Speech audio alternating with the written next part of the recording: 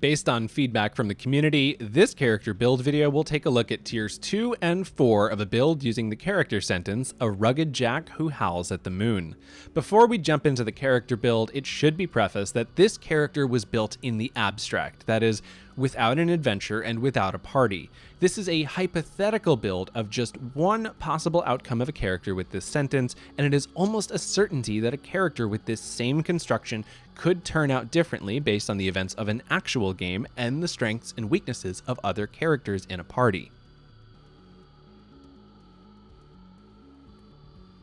Our rugged descriptor is in many ways a self-explanatory concept. This descriptor focuses on skills that make the character, well, rugged, focusing on physical strengths, which is something that can be expanded upon with the Jack character type, as the Jack offers a lot of skill growth. The Jack character type requires a bit of privatized language from Numenera and the Ninth World, however.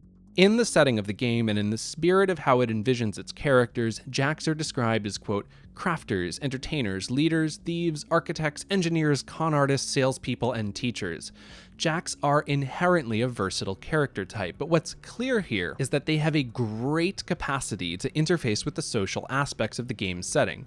That's not to say that they can't hold a fight on their own. Those building out a character we might use the rogue class for in other games may find more than enough options here to cover that base.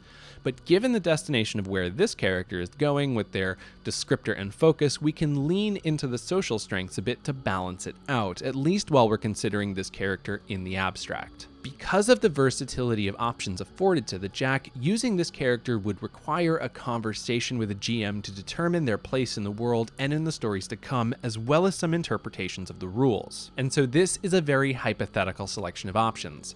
The character builds here at Tier 2 and Tier 4 work off of the rugged descriptor as someone who's likely on the move, traveling across the Ninth World for a variety of reasons, one of which may be the link to the starting adventure, chosen from their descriptor, that they are in need of some money and there is promise of a reward. There's also their focus, which might force them to be more cautious in public spaces in a way that would demand some social skills in order to help them escape a bind or two. This character build contains the Born Lucky background, which describes them as someone who may have had an interesting lineage, one forever shaped by the weird technology inherent to the Ninth World. Born Lucky asks the player to consider role-playing a character who is often focused on honing their innate talents to unlock the potential inside of them, and this harmonizes very well with the character's focus. Their focus is quite an extreme one, as it includes a dynamic that is somewhat outside of the player's control, particularly for their time as a Tier 1 character. Howls at the Moon casts a character as a lycanthrope in the general sense. Its language very much keys into what we would think of as a werewolf, but it need not be a werewolf any more than it could be a were-rat or a were-Juraskar for that matter. This character lives two lives, with a form that has kind of a life of its own in some ways.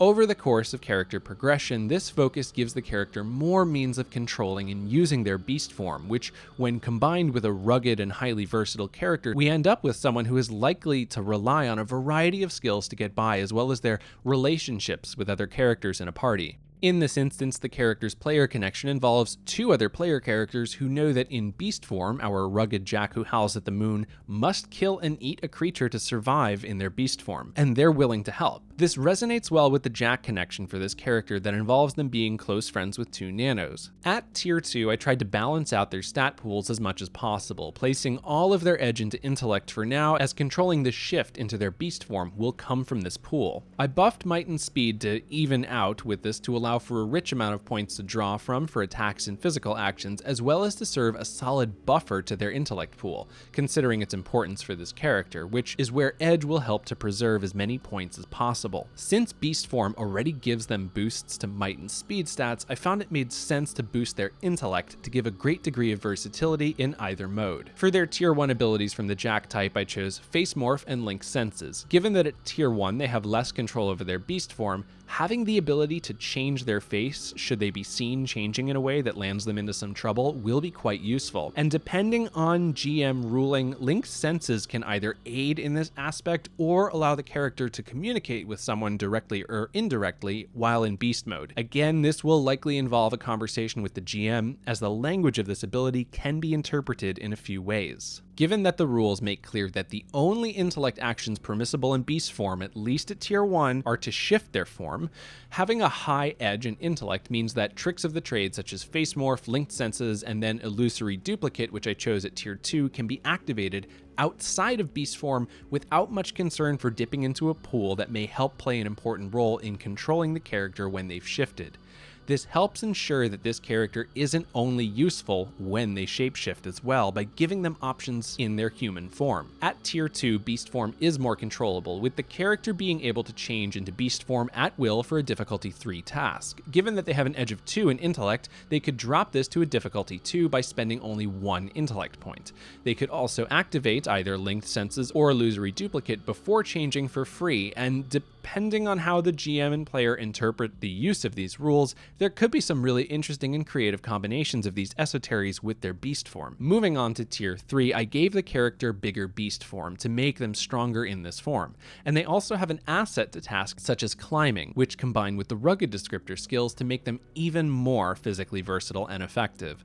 I also gave them obstacle running, allowing them to become somewhat of a freight train in motion while in beast mode, since it pulls from their speed pool. Given this, I started boosting their speed with an increased edge to help balance this out. Again, depending on the nature of a campaign, you might invest more in this approach than in another. At tier 4, they receive the ability to change at a difficulty 2 task, which can be dropped to just a difficulty 1 for free, as they have an edge of 3 in intellect now. I also gave them illusory evasion. Like all of the intellect-based esoteries, one would need to go over the desires of the character and what would make sense for both balance and story flavor in terms of how these interface with their beast form from Howls at the Moon. There's nothing I found that specifically states that esoteries with ongoing effects would end when changing, and the book does seem to suggest that the only intellect actions possible in beast form are to change back, so some interpretation and discussion will need to be had. But even in a more raw interpretation of the rules, I found that it was more than beneficial to lean into the jack-of-all-trades spirit of this character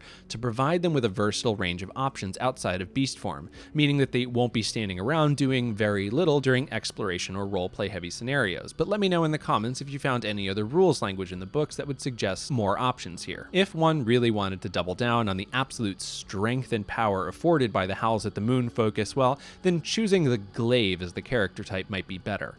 But given that this is a jack, we can get a nice mixture of social skills, cool intellect-based esoteries for the moments outside of beast form, with the potential to augment one's beast form depending on the ruling, along with their capacity for all-out rage and destruction when shifting into their more violent side. I chose to roll randomly for the ciphers for this character and came up with 2 combat-focused ones, the Desiccating Detonation cipher and the Hunter Seeker. A character like this might decide to prioritize combat ciphers, as they may not be able to activate them in beast form.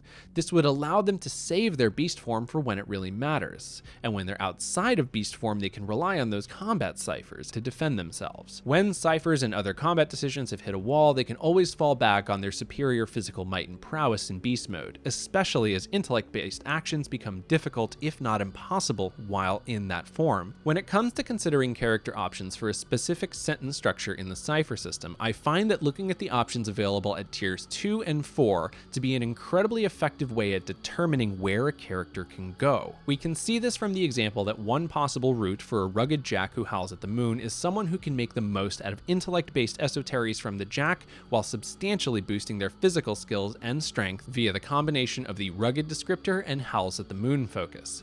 It also becomes clearer what might change by swapping out any one of these 3 options in the character sentence. By looking at tier 2 and tier 4 respectively, we can get a good forecast at one possible outcome down the road, while considering how perhaps choosing a different type, descriptor, or focus could substantially change the amount of options, while still affording a wide range within the sentence already selected. For this video, I'd love to know, given the same character sentence, a rugged jack who howls at the moon, what choices would you have made? Would you have considered a different descriptor? Would you have chosen different tricks of the trade? Let me know in the comments. Until next time, if you enjoyed this video, please subscribe to The Infinite Construct for more Numenera, Cipher System, and science fantasy gaming content.